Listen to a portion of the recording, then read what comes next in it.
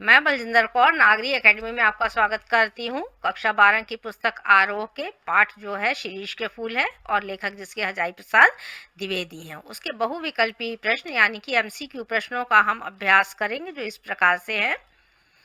शिरीष के फूल पाठ के लेखक का नाम बताइए। तो रामचंद्र शुक्ल, राम नरेश त्रिपाठी, महावीर प्रसाद द्विवेदी और हजाई प्रसाद द्विवेदी। तो हजाई प्रसाद द्विवेदी ने ये पाठ लिखा है।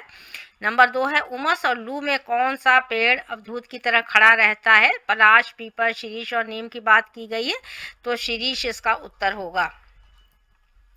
लेखक ने कवि बनने के लिए किसे जरूरी माना है? तो फक्कड़ कहा है उन्होंने। ज्ञानी, अज्ञानी, फक्कड़ और विद्वान, तो फक्कड़ शब्द को की बात की जा रही है। शिरीष के फूल को संस्कृत साहित्य में क्या माना गया है? कोमल, कठोर, मृदुल और कोई नहीं, तो कोमल शब्द होना चाहिए, तो कोमल माना गया है। नंबर 5, शिरीष को किससे उपमा दी गई है? ईश्वर, अवधूत, फूल, अशोक। 4 ऑप्शन में से अवधूत की उपमा दी गई है। कृषि बल शब्द का क्या अर्थ है? देखिए, मजदूर, सुनार, किसान, अनाज। अनाज कहा गया तो किसान। कृषि बल शब्द किसान के लिए प्रयोग किया जाता है। नंबर 7, शिरीष के वृक्ष कैसे होते हैं? छोटे छोटे, नाजुक, बड़े छायादार और बहुत लंबे पतले, तो बड़ा छायादार वृक्ष है ये। शिरीष के वृक्ष कहाँ से रस प्राप्त करते हैं? तो उन्हें रस कहाँ से मिलता है? धरती, अग्नि, पानी, वायुमंडल से। तो पाठ में आया है कि वायुमंडल से ये रस प्राप्त करते हैं।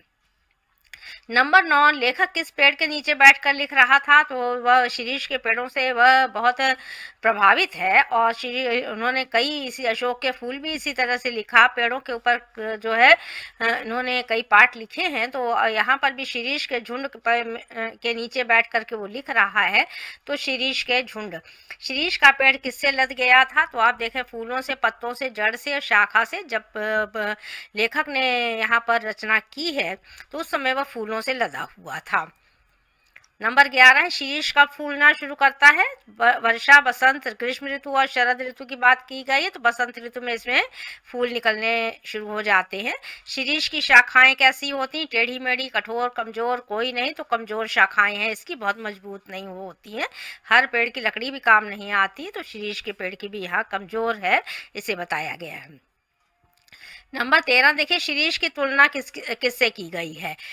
तो या किस आप देखेंगे राजनीतिज्ञ से की गई है या किस उससे की गई है?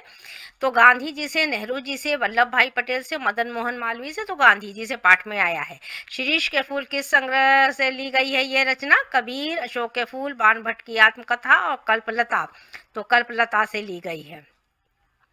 नंबर 15, हजारी प्रसाद द्विवेदी का जन्म कब हुआ था? तो 1907 में उत्तर लिखा हुआ है और बाकी ऑप्शन दिए गए हैं। शिरीष के वृक्ष पर झूलने वालियों का वजन कैसा होता है? तो झूलने वालियों शब्द स्त्रीलिंग शब्द है ना, इसलिए यहाँ पर आप देख रहे हैं कि अगर स्त्रियां उस पर झूला झूलती हैं तो उनका वजन कैसा है? ज्यादा नहीं होगा, क्योंकि उसकी डालें कैसी हैं? थोड़ी सी कमजोर होती हैं। नंबर 17, शिरीष पुष्प किसका दबाव सहन कर सकता है? मोर का, चिड़िया का, भंवरों के पदों का, किसी का नहीं। तो सबसे हल्का यहाँ भंवरे को कहा गया है, तो उसके पैरों का जो है भार वो सह लेता है, इसलिए।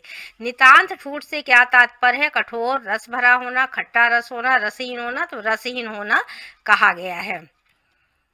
नंबर 19, कालिदास को लेखक ने क्या कहा है? तो योगी, सांसारिक भोगी, अनासक्त योगी और सहयोगी की बात की गई है, तो अनासक्त योगी उन्हें माना गया है। कालिदास की समानता आधुनिक काल के किन कवियों से की गई है? तो 4 ऑप्शन दिए गए हैं, 2 कवियों के नाम दिए गए हैं। पाठ में भी 2 राइटर जो है, लेखक जो है वो बताए गए हैं। तो यहाँ पर जो है सुमित्रा नंदन पंत की बात की जा रही है और रविन्द्रनाथ टैगोर का नाम उसमें आया है। तो राम नरेश त्रिपाठी, प्रेमचंद को बता दिया गया, रामधारी सिंह दिनकर और निराला। तो यहाँ पर सुमित्रा नंदन पंत व रविन्द्रनाथ टैगोर की बात की गई है। इस प्रकार से आपने 20 प्रश्नों का अभ्यास किया। चैनल को सब्सक्राइब करें, वीडियो को लाइक तथा शेयर करें और धन्यवाद।